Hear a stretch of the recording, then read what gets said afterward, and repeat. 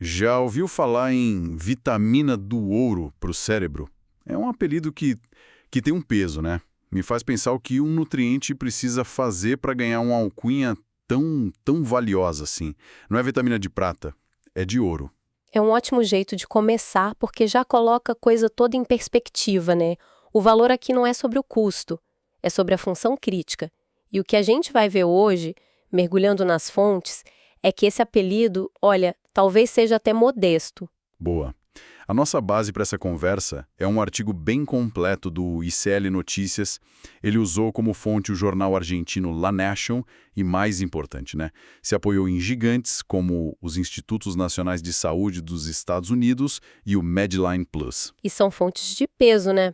Isso dá uma segurança de que a gente não está falando de achismo, de ouvir dizer. É informação que a comunidade científica já validou. Exato. Então a nossa missão aqui é desvendar esse cofre, usar esse material para entender por que a B12 é tão fundamental para o nosso corpo, para a nossa mente, onde a gente pode encontrar essa preciosidade e, o mais importante, quais são os alarmes que o nosso corpo dispara quando as reservas estão baixas. E mais do que só listar fatos, a ideia é conectar os pontos, sabe?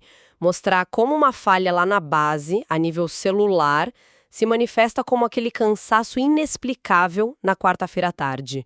Ou aquele lapso de memória que a gente culpa o estresse. Certo, vamos abrir esse cofre então. O artigo começa pelo básico, as funções centrais da vitamina B12, e ele aponta para 3 pilares, assim, gigantescos. O primeiro é que ela está envolvida diretamente na síntese do nosso DNA, o Manual de Instruções do Corpo. O que, se você para pensar, já é algo monumental. A gente não está falando de uma função secundária. O DNA precisa ser copiado perfeitamente toda vez que uma célula se divide, seja uma célula da pele, seja um neurônio. A B12 é uma das ferramentas essenciais nesse processo de cópia, sabe? Se ela falta, as cópias começam a sair com defeito. Entendi. Então ele é tipo o toner de altíssima qualidade da impressora celular. O segundo pilar é a manutenção do sistema nervoso. E o terceiro, que muita gente já associa a B12, é a produção de glóbulos vermelhos, as células que carregam oxigênio. DNA, nervos e sangue. Basicamente, os alicerces de tudo. O que é fascinante aqui é como esses 3 pilares se conversam o tempo todo. Pensa assim, a síntese de DNA falha por falta de B12. Uma das células que mais se multiplicam no corpo são as da medula óssea, que produzem o sangue. Com a impressora falhando, os glóbulos vermelhos saem defeituosos. Eles ficam grandes demais, imaturos, pouco eficientes. E glóbulos vermelhos ineficientes significam menos oxigênio circulando, certo? Exatamente. Menos oxigênio nos músculos, no cérebro, em todo lugar. E o resultado direto disso no nosso dia a dia é o quê? Fraqueza, cansaço, aquela sensação de que o corpo não responde. A fonte até menciona a condição chamada anemia megaloblástica. Megalo vem de grande. As células ficam grandes e desajeitadas porque não conseguem se dividir direito. Não é só estar com sangue fraco, é uma crise na linha de produção. Nossa, isso já conecta muita coisa. E o artigo vai além. Diz que a B12 também é vital para o metabolismo, para a produção de energia e para a proteção do sistema nervoso central, cérebro e medula espinhal. É aqui que o apelido de vitamina do ouro fica sério. Fica seríssimo. Pense nos nossos nervos como se fosse a fiação elétrica de uma casa. A bainha de mielina é aquela capa plástica que encapa os fios de cobre, sabe? A B12 é um dos principais componentes para manter essa capa plástica íntegra e funcional. E se falta B12? Se ela começa a faltar, é como se os fios ficassem desencapados. O resultado? Um curto-circuito. Os sinais elétricos que o cérebro manda para o resto do corpo começam a falhar, a se perder no caminho. É daí que podem vir a confusão mental, a dificuldade de equilíbrio, o formigamento nas mãos e pés. Não é mágica, é física pura. A comunicação elétrica do corpo entra em pane. Uau! Essa imagem do fio desencapado é muito poderosa. Deixa tudo mais claro. Então, o estrago pode ser grande. Mas o problema é que ninguém acorda pensando, será que minha bainha de melina está bem hoje? A gente sente outras coisas. Como é que essa falta de B12 aparece no dia a dia? Quais são os sinais que o corpo começa a gritar pra gente? E esse é o ponto mais prático e talvez o mais complicado da discussão, né? O artigo organiza os sintomas de forma bem inteligente em físicos e cognitivos. Vamos começar pelos físicos. A lista da matéria é bem direta: cansaço constante e fraqueza muscular. Mas, pera um pouco. Cansaço constante, fraqueza. Isso descreve 90% das pessoas numa terça-feira. É o sintoma mais genérico do mundo. Como é que alguém vai diferenciar isso de, sei lá, estresse ou só uma rotina puxada? Essa é a armadilha. E você tem toda a razão. Isoladamente, cansaço não diz nada. A chave e o que a fonte nos leva a entender é o conjunto da obra. Não é só o cansaço.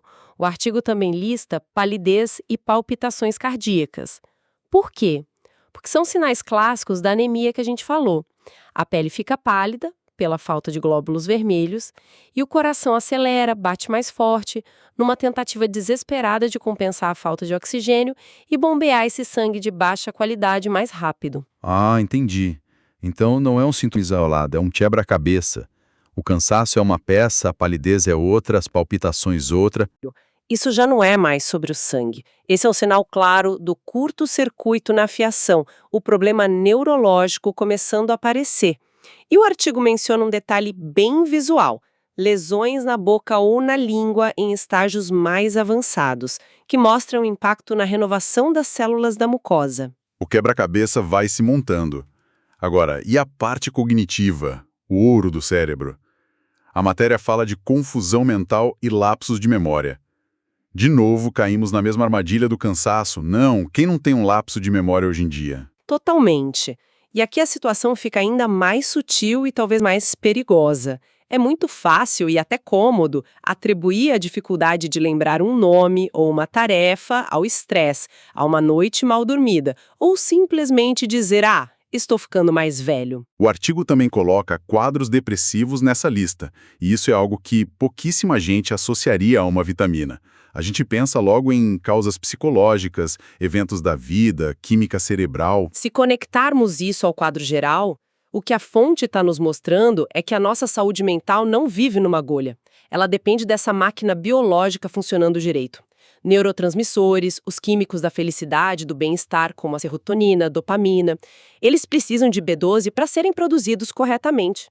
A confusão mental e os problemas de memória podem ser um sinal de que os neurônios não estão se comunicando bem, por causa daqueles fios desencapados. A matéria é um alerta, sabe? Antes de normalizar esses sintomas como coisas da vida moderna, vale a pena considerar se não há uma causa nutricional corrigível por trás. E tem um ponto que a matéria faz questão de destacar, que é o impacto em bebês. Diz que a deficiência neles pode causar atrasos no crescimento e no desenvolvimento. Isso bota uma responsabilidade enorme na questão. Sem dúvida. O cérebro de um bebê está numa fase de construção frenética. É o momento em que mais fiação está sendo instalada e encapada. A demanda por B12 é altíssima. A falta dela nesse período crítico pode ter consequências que a criança vai carregar pela vida toda. É um nutriente estrutural desde o primeiro dia de vida. Ok, a gente já entendeu a importância e o perigo da falta dela. A pergunta que vale $1 milhão é: onde a gente encontra essa vitamina? Como garantimos que o cofre está cheio? O artigo é bem específico sobre isso. Sim, ele traça um mapa bem claro, o que ajuda muito na prática. O padrão que a fonte mostra é que a B12 é predominantemente encontrada em alimentos de origem animal. A lista começa com peixes e dá nomes: salmão e atum. Depois, as carnes mais comuns, bovina, suína e de frango. Alimentos que estão na base da dieta de muita gente, o que, em tese, deveria facilitar o acesso. E aí vem um detalhe que eu achei muito curioso e memorável. O artigo dá um destaque especial ao fígado bovino, descrevendo como um dos alimentos mais ricos nesse nutriente. Não é só uma boa fonte, é tipo o campeão da categoria. Fígado bovino. O superalimento que provavelmente traumatizou a infância de muita gente na hora do almoço. Mas Pelo visto, o nosso cérebro discorda completamente do nosso paladar infantil. E faz sentido, né? O fígado é o órgão que armazena muitas vitaminas nos animais, então é natural que ele seja uma fonte tão concentrada. Exato. A lista da fonte continua com frutos do mar em geral e também com laticínios, leite, queijo, iogurte e os ovos. Ou seja, um cardápio bem variado. O padrão aqui é cristalino e tem uma razão biológica interessante. A vitamina B12 não é produzida nem por plantas, nem por animais. Ela é produzida por micro-organismos, como bactérias. Os animais, especialmente os ruminantes, a obtêm através da fermentação bacteriana em seus sistemas digestivos ou ao ingerir solo, água contaminados. E ela vai se acumulando na carne, nos ovos, no leite. Por isso, como a matéria deixa claro, as fontes naturais mais ricas e biodisponíveis são os produtos de origem animal. Essa informação é ótima porque responde o porquê, não é um capricho da natureza. Mas isso, claro, acende um pisca-alerta imediato para quem segue dietas que excluem total ou parcialmente esses produtos. O artigo antecipa essa dúvida. O que é fundamental hoje em dia, com a crescente popularidade de dietas à base de plantas, não dá para falar de B12 sem tocar nesse ponto. E a matéria é bem pragmática. Aponta que existem alternativas. As duas que ela cita diretamente são a levedura nutricional e os cereais matinais fortificados. Ela explica que esses produtos são enriquecidos com B12 justamente para suprir essa lacuna. E esse é um ponto crucial. Para quem adota uma dieta vegana ou vegetariana estrita, consumir alimentos fortificados ou buscar a suplementação não é uma opção. Segundo a lógica apresentada pelo artigo e pela ciência nutricional, é uma necessidade. Porque, como vimos, as plantas não produzem essa vitamina. A fortificação é uma solução da ciência de alimentos para uma realidade biológica. Certo, acho que passamos por todos os cantos do mapa que a fonte nos deu. Se a gente fosse amarrar tudo, criar um resumo mental, quais seriam os grandes blocos de informação? Primeiro bloco, para mim, é a multifuncionalidade. A B12 não é uma vitamina de nicho. Ela é a base de 3 processos que nos mantêm vivos e funcionais: a cópia do nosso DNA, a saúde da nossa fiação nervosa e a produção do sangue que leva oxigênio para todo canto. Concordo. O segundo bloco seria o alerta sobre os sintomas.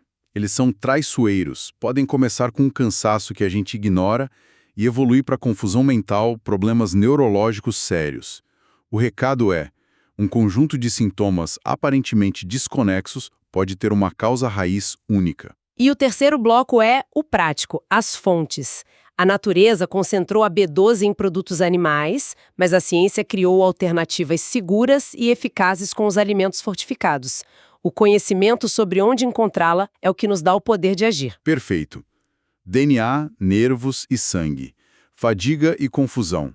Fontes animais e alternativas fortificadas. Acho que esses são os pilares da nossa conversa, todos extraídos da fonte. E a matéria conclui com uma recomendação bem sóbria que eu acho que vale a pena a gente reforçar.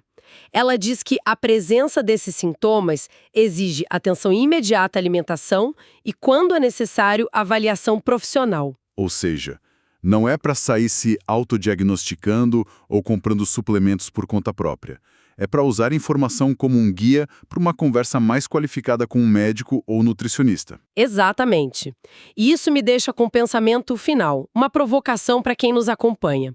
A gente vive numa cultura que glorifica o estar ocupado, o estar cansado. O cansaço virou um status, né? Lapsos de memória são a norma para quem tem 1000 abas abertas mentais e no computador. É verdade.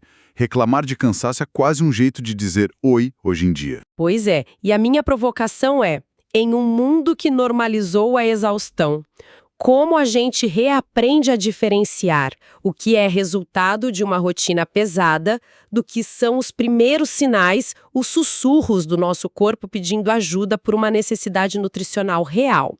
A matéria, ao detalhar esses sintomas, não nos dá uma resposta fácil, mas nos convida a fazer essa pergunta. Talvez o maior desafio não seja encontrar a B12 na comida, mas encontrar silêncio e atenção para ouvir os sinais que o nosso corpo já está nos enviando.